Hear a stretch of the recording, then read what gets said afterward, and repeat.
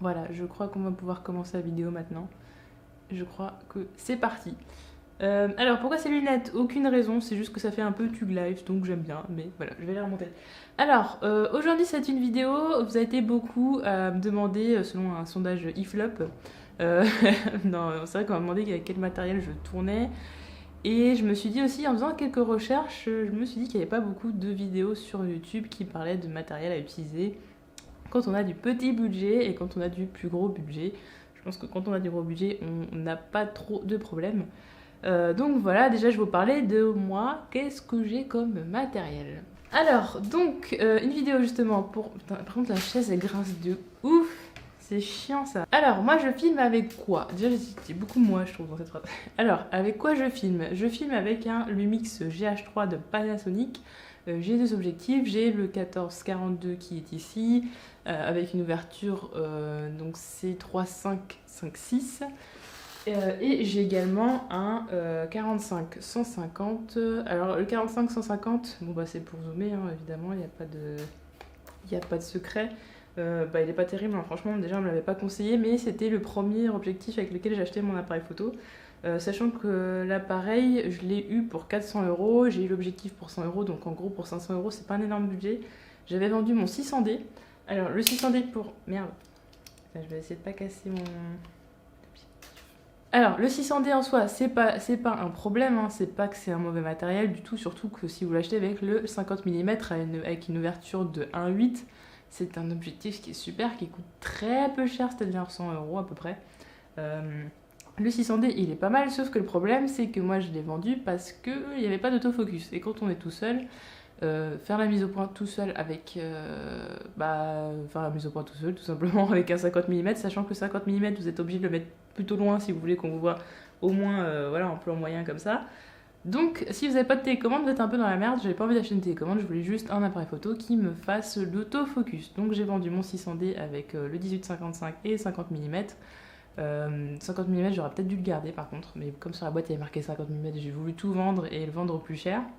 J'ai également vendu une caméra. Donc déjà le 600D, donc c'est un bon appareil, beaucoup l'utilisent pour débuter.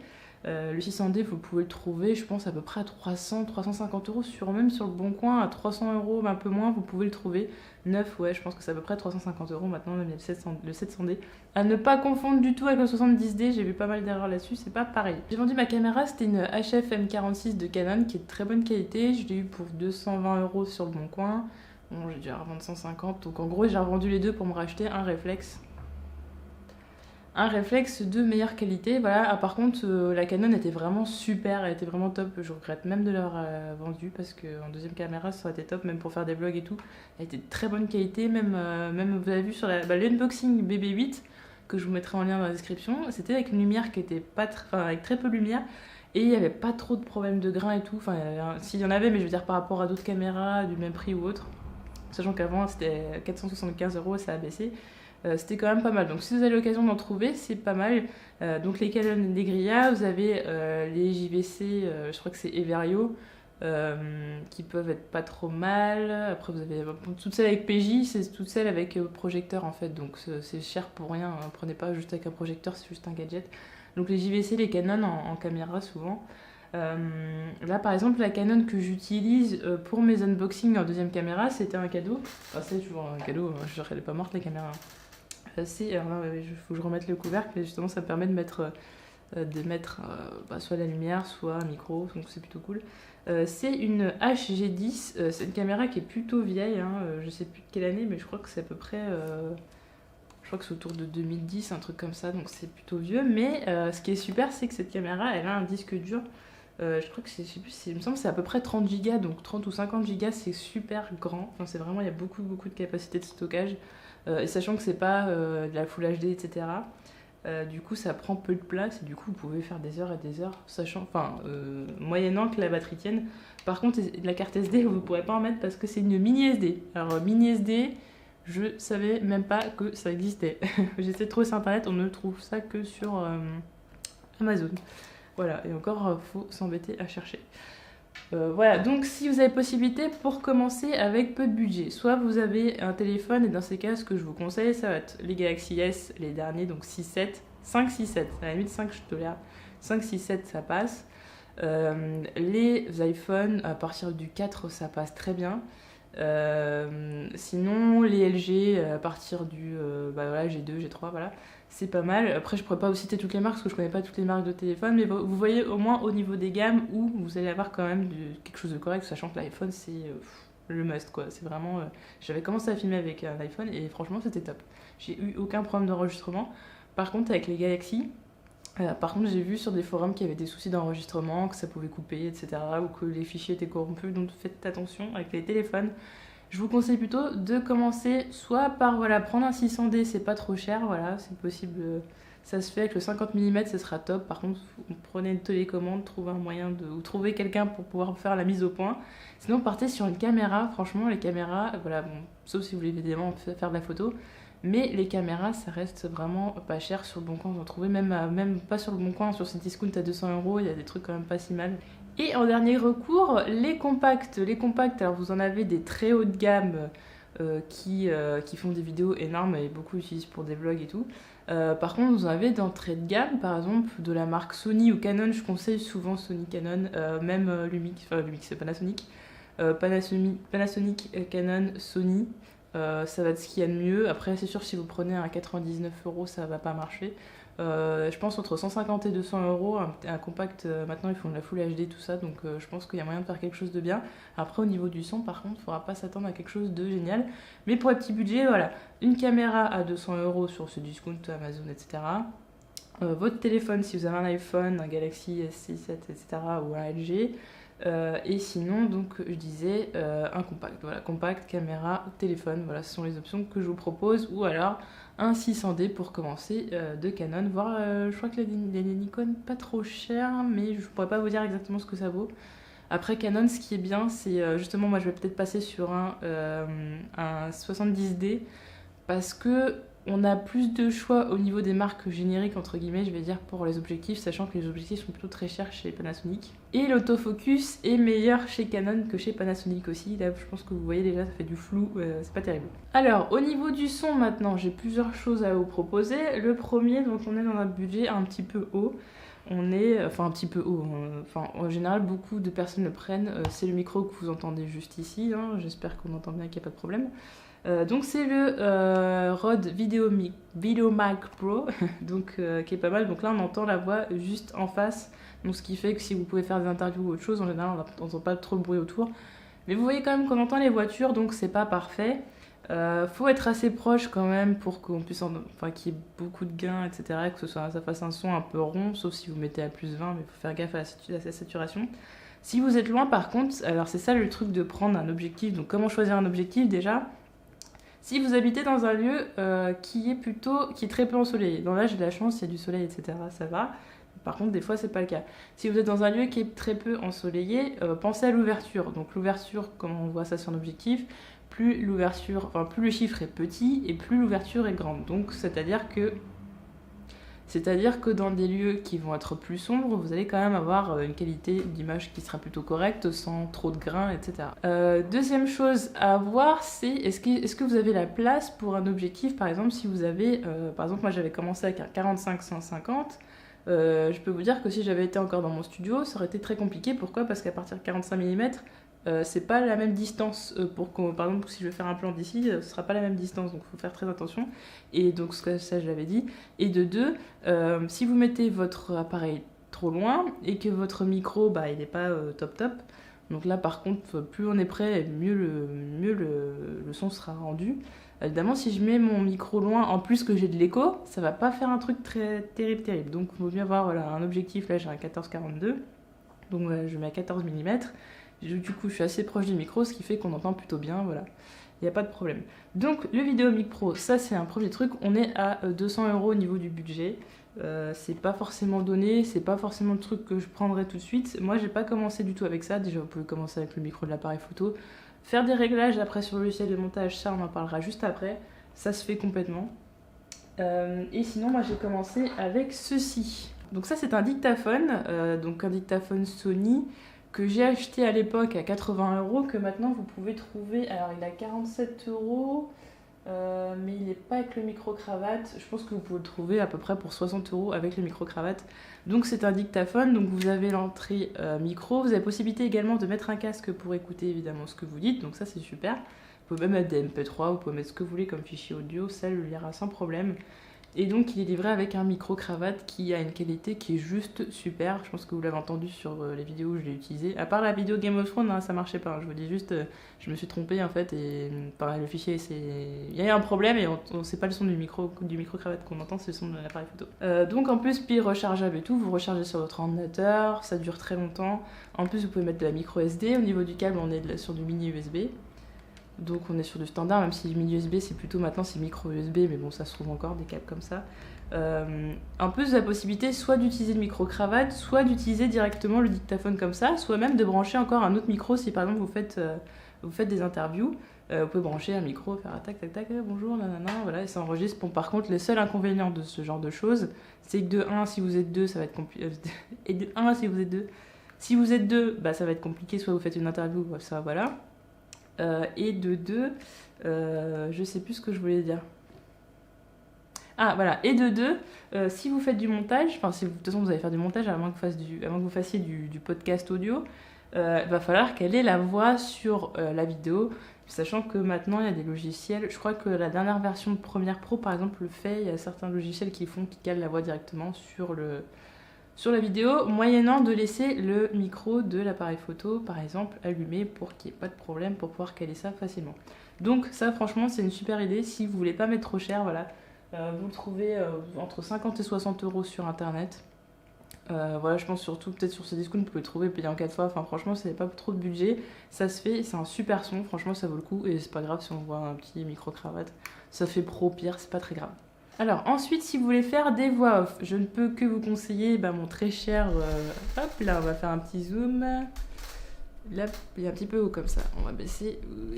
Voilà. Je ne pourrais que vous conseiller mon très cher Blue Yeti.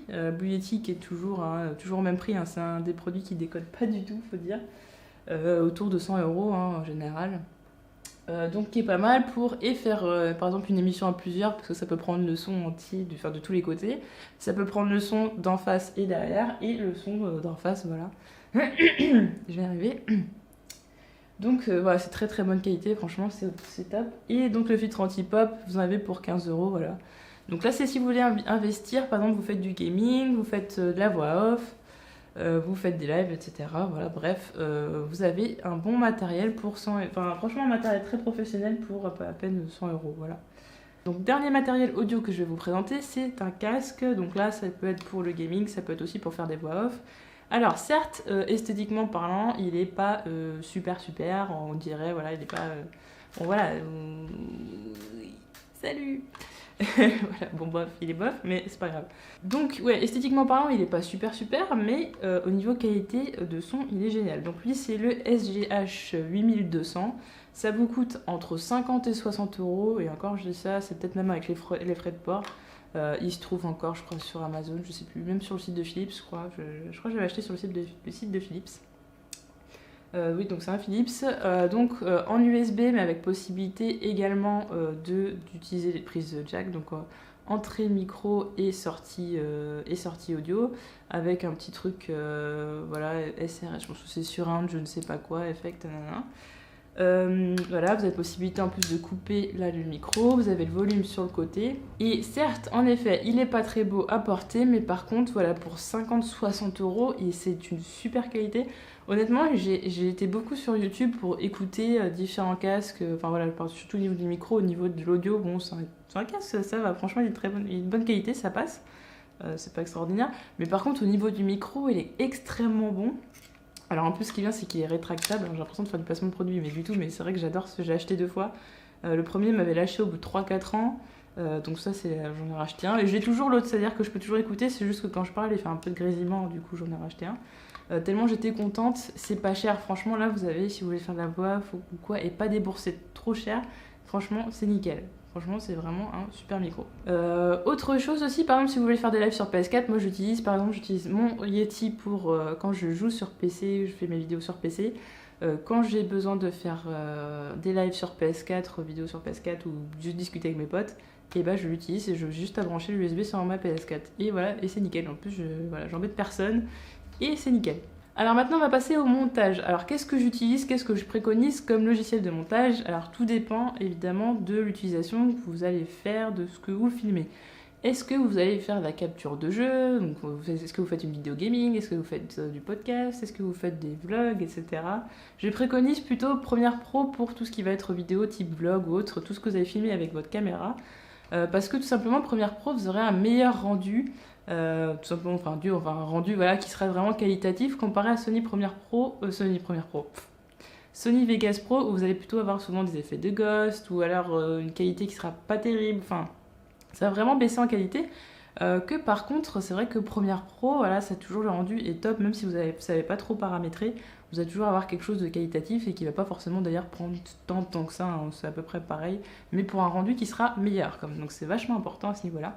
Ensuite, après, voilà, le gaming c'est mieux, Sony Vegas Pro, je pense déjà parce que vous n'avez pas beaucoup d'effets à faire ou autre, et donc du coup, vous n'avez pas besoin d'énormément de plugins ou ce genre de choses. Et aussi pourquoi? Parce que si vous avez besoin de faire vous faites des vidéos assez régulièrement ou autre, Sony Vegas c'est beaucoup plus rapide, hein, vous coupez avec S, hop, vous avez réajustement automatique, etc. C'est très très rapide. Par contre, c'est vrai qu'au Premiere Pro, au niveau de la coupe, etc., c'est beaucoup plus long. Si vous voulez mettre une transition, alors il faut l'installer, ça se glisse pas, enfin c'est assez compliqué. Des fois, les transitions, ça marche pas, c'est très compliqué. Mais par contre, c'est vrai que si vous voulez faire des vidéos, voilà, type vlog ou autre, ou des choses très travaillées, ce sera beaucoup mieux de travailler sur Premiere Pro. Surtout que vous allez pouvoir installer pas mal de plugins qui vont être intéressants et faire pas mal d'effets, pas mal de choses, en plus importer de Adobe After Effects et de Photoshop. Donc voilà, il faut vraiment travailler avec ces 3 programmes. Personnellement, maintenant, je travaille qu'avec les 3 programmes d'Adobe. Aussi j'utilise After Effects. Donc j'utilise After Effects et là c'est le petit tips en gros que je vous donne. After Effects, si jamais vous ne savez pas faire d'intro, hein, vous connaissez très bien les intros que vous prenez sur Velozify, etc. Ça je les ai prises pendant longtemps, il y en a même encore sur ma chaîne parce que ça c'est genre quand j'ai pas le temps, un peu la flemme, etc. Surtout quand j'ai pas le temps. Mais sinon ce que j'essaye de faire, c'est si vous avez vraiment une émission qui est très travaillée, ce qui peut être intéressant c'est d'aller chercher des templates. Je vous mettrai le lien dans la description. Donc c'est une chaîne où vous avez plein de templates et là ça vous permet de faire une intro qui est vraiment personnalisée. Donc honnêtement c'est pas compliqué à modifier. Vous allez voir, de toute façon vous avez toujours une présentation vidéo, un petit tutoriel vidéo de comment modifier le template. Voilà, vous mettez vos fichiers vidéo, vos fichiers audio. Moi je l'ai fait par exemple pour la vidéo sur Here's Negan et la vidéo sur Special Correspondence. Et ça donnait plutôt un truc cool, un petit peu professionnel. Donc franchement, si vous avez un contenu de qualité, c'est dommage d'avoir une vieille intro toute moche. Là, au moins, vous prenez un template After Effects, vous modifiez, c'est pas très long. Par contre, attention, ça demande pas mal de RAM After Effects. Ensuite, un autre logiciel indispensable, c'est Photoshop. De toute façon, que ce soit pour faire les miniatures ou même pour travailler avec Premiere Pro, c'est juste obligatoire. Franchement, il n'y a pas à dire quoi que ce soit. C'est obligatoire. De toute façon, vous serez obligé de passer par là. Donc, je vous conseille déjà de dès maintenant commencez vos tutoriels là-dessus, c'est pas très compliqué. Photoshop, franchement, c'est très rapide. Si vous êtes vous connaissez déjà un petit peu quelques logiciels de montage photo, d'édition de photos, pardon, ça va pas très très compliqué, vous inquiétez pas. Ensuite, ce que je peux vous conseiller, ce serait au niveau de l'audio, c'est Audacity. Donc ça encore, voilà, c'est un logiciel qui est gratuit, qui se trouve très facilement. Là, il n'y a pas de problème d'utilisation, c'est vraiment, par exemple, si votre son, vous trouvez au niveau du micro, ça ne le fait pas trop, si vous n'avez pas un son très qualitatif ou autre, il y a possibilité quand même d'y remédier avec Audacity. Voilà, autre logiciel que je peux vous conseiller, c'est Format Factory si vous avez besoin de convertir vos fichiers. Par exemple, imaginez vous avez un fichier qui peut être corrompu, par exemple par votre carte SD, par je ne sais quoi, par votre appareil, même ça m'arrive sur ma caméra. Le tout, c'est d'essayer parfois de convertir et ça peut régler le problème pour qu'après ça passe nickel dans votre programme. Sachant que par exemple Vegas Pro il a beaucoup de problèmes à accepter certains types de fichiers, donc c'est pour ça aussi que je préfère Premiere Pro. Niveau de format, Premiere Pro aura plus tendance à accepter beaucoup de fichiers, beaucoup de formats je veux dire, par rapport à Vegas Pro. Donc voilà ce que je vous conseille dans un premier temps. Ensuite, évidemment, si vous avez un Mac, libre à vous d'utiliser Final Cut. Il y en a beaucoup qui commencent avec iMovie, mais voilà, apparemment Final Cut c'est comme un bon programme. Donc pour résumer, si vous n'avez pas trop de budget, pensez aux petites caméras, surtout pensez, franchement, honnêtement, mettez votre fierté de côté et achetez sur le bon coin. Honnêtement, j'ai jamais eu de problème. Franchement, voilà, je suis pas riche, hein, honnêtement, je vous le dis. Tout le matériel que j'ai là, c'est juste du matériel que j'ai accumulé depuis des années. depuis que j'ai commencé YouTube, donc ça fait 4 ans maintenant. J'ai pas eu tout ça en claquant des doigts, hein, quand même pas. Mais franchement, honnêtement, achetez sur le bon coin, faites juste attention, lisez bien les annonces et tout, posez pas mal de questions. Mais honnêtement, il n'y a pas trop d'arnaques sur ce genre de produits, surtout par exemple sur les réflexes, où ce sont souvent des connaisseurs. Moi, j'ai toujours acheté des connaisseurs, donc c'est plutôt cool. En plus, ils vous donnent des conseils, donc c'est très sympa. Si vous n'avez pas trop d'argent, le bon coin, regardez d'abord. Et regardez ensuite sur YouTube d'abord, regardez d'abord sur YouTube ce que ça peut donner, voilà, au niveau de vidéo, si c'est ce genre de vidéo, ce genre de qualité vidéo qui vous plaît, voilà, ça peut être intéressant. Donc voilà, les caméras, les petits compacts, mais privilégiez quand même les caméras, c'est quand même pas mal.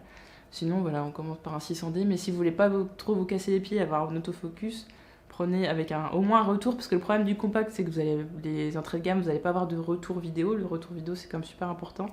Donc privilégiez peut-être plutôt la caméra, ouais, 150-200 euros. Sur le bon coin, ça se trouve à 100 euros. Vous regardez juste la qualité que ça donne sur YouTube, voilà. Au niveau du son, bah voilà, peut-être le micro-cravate avec le dictaphone dans un premier temps, même si vous êtes obligé de caler la voix sur la vidéo, c'est pas grave. Honnêtement, là, juste pour commencer à avoir une vidéo qui soit quand même pas mal, pour commencer, vous avez un budget de 200 euros. Voilà. Vous pouvez déjà commencer à faire une vidéo de bonne qualité déjà avec un budget d'à peu près 150-200 euros. Ça se fait totalement. Donc voilà, il ne faut pas forcément se dire qu'il faut des milliers d'euros.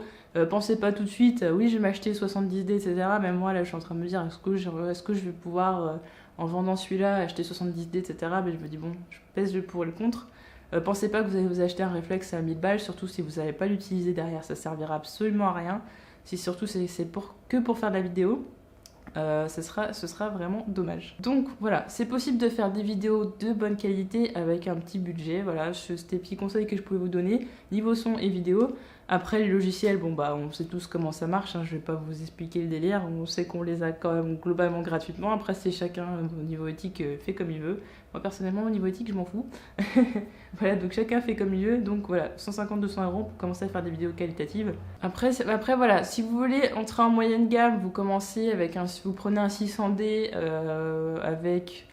vous avez des micros, un 600D avec pareil, vous gardez le dictaphone avec pour l'instant le micro-cravate, parce que pour l'instant c'est vrai que vous allez avoir le premier Rode Vidéomic. Lui il est à 80 euros je crois, 80-100 euros, donc ça se fait, pas celui-là, hein, celui qui est juste en dessous, donc voilà. Donc là on est déjà à peu près on va dire 400 euros. Non, qu'est-ce que je raconte, 350 euros. 350, on est la gamme juste au-dessus. Donc 600D avec le 50 mm et le Vidéomic, je sais plus comment il s'appelle, enfin celui d'en dessous à 80-100 euros.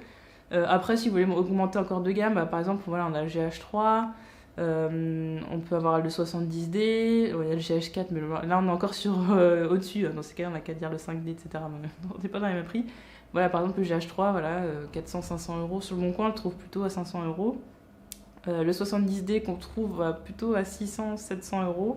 Mais après, il faut savoir que ça, c'est le prix seulement des boîtiers. Et après, il faut quand même regarder le prix des objectifs. Est-ce que, une fois que vous avez acheté votre boîtier, vous savez très bien quand même que vous n'allez pas pouvoir utiliser votre boîtier sans objectif.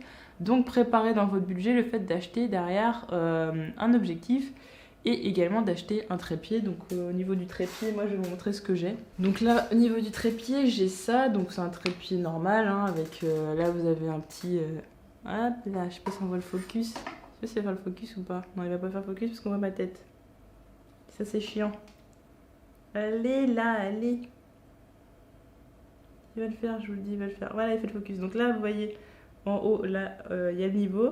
Là, ça c'est pour... en fait, vous mettez ça sous votre réflexe, donc ça c'est pour pouvoir le clipser, que ce soit rapide. Mais moi, comme le clips il est mort, bon bah du coup je le tourne à chaque fois, le réflexe, pour le mettre dessus. Donc là, il y a possibilité en plus de l'orienter, etc., de le tourner, donc voilà.